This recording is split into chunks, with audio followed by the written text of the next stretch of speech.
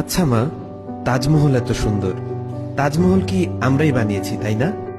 না তো, যিনি বানিয়েছিলেন উনার নাম সম্রাট শাহজাহান, উনি মুসলিম ছিলেন। ও আচ্ছা, তাহলে কুতুব মিনার নিশ্চয়ই আমরা বানিয়েছি।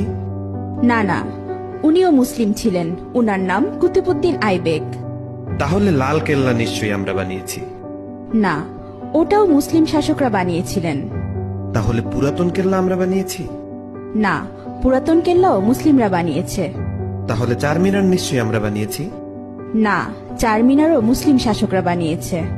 মা, আমি শুনেছি ভারতের সবচেয়ে বড় ও পুরাতন রোড গ্র্যান্ড ট্রাঙ্ক প্রায় 3000 কিলোমিটার পর্যন্ত বিস্তৃত, সেটা তো আমরা বানিয়েছি।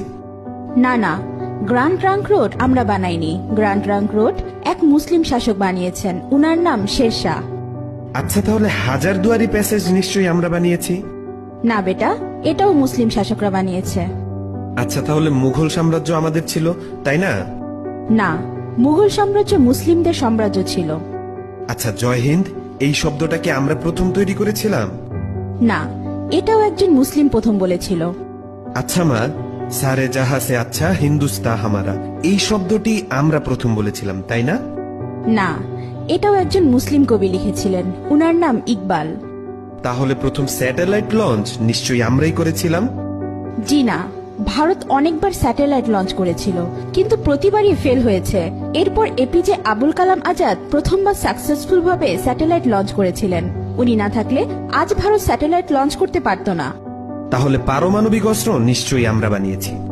না না, পারমাণবিক অস্ত্র একজন মুসলিম আবিষ্কার করেছে, উনার নাম এপিজে আবুল কালাম আজাদ।